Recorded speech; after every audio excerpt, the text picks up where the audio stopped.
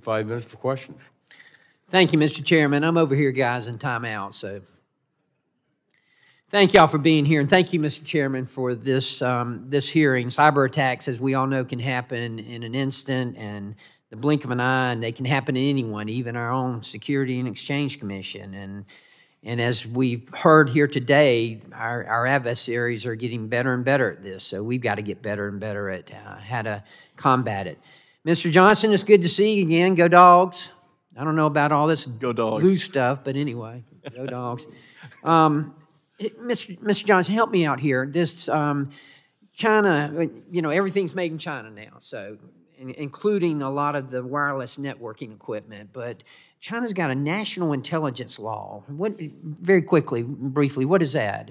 It effectively requires any China-based company to comply with whatever, to provide information or comply in various ways with whatever the Chinese Communist Party government wants. So we're buying all this Chinese wireless equipment and everything, and they've got this law in effect. Should we be concerned? I think we should be and are, thankfully. As I was discussing with Mr. Pallone earlier, updating for one the covered list to get beyond the low-hanging fruit of Huawei and ZTE and the other companies that are on the list, to have a discerning approach to where in the market we know or suspect there are particularized threats. Where they could be, as you noted, anything that's connected could be a threat, regardless of where it's made. But where do we think there is a particularized threat that we can address, and then we need to orient our policy around that. And well, if you got a national intelligence law, I would suspect that that's an indication that we ought to be concerned. Mr. Richardson, you want to comment on this at all?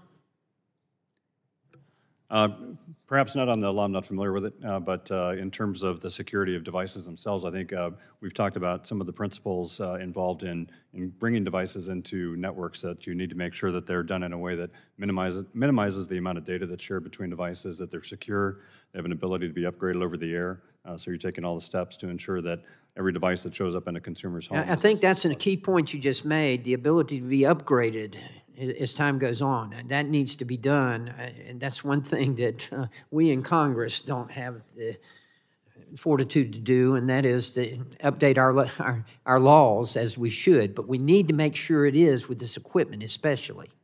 Fair enough.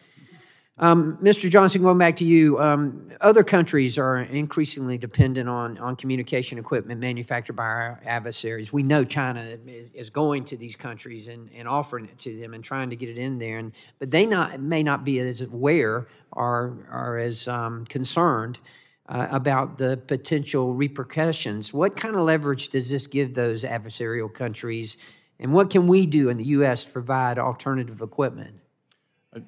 I think you're right, Congressman, that it's not a coincidence that China has a strategic mission to spread its technology across the world. Certainly they want the commercial and financial benefits of that, but they also want the strategic, coercive capabilities as well.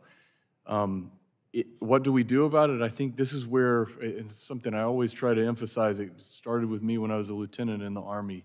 The United States and its allies are the most powerful and its allies. That's the key. The United States, and so often we think we got to do it by ourselves, but we need to help our allies as well. We are by far particularly in these issues, we're the most powerful country in history, but we're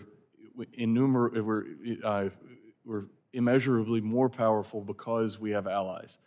And I've seen that in NATO operations, and you think about the powerful allies we have throughout the world. Collectively, our partners and allies in the United States make up the vast majority of the U.S. of the global market. Right. So if we can continually look at things through a U.S. and allies perspective, we'll go a long way to securing the entire world. Okay. Mr. Richburg, real quickly, let me ask you this. AI, artificial intelligence, and we know that it can be used by hackers to conduct attacks, but it also can be used to combat attacks as well.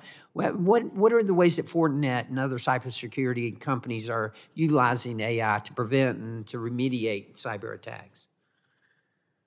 So we are using it to detect malicious activity in real time. We can learn because of the telemetry, not the contents, but information about what's happening that's anomalous in customers' networks. You know what's normal, you know what's abnormal, and then you can put signatures in place to block that. And we can also use this generative AI to help the understaffed organizations that actually are running security operations. There's a lot of chatter about AI up here at the Capitol these days, as there should be. But we need to keep in mind, we don't need to fear it. We can also utilize it. So thank you very much. Thank all of y'all for being here. Thank you very much, gentlemen. Time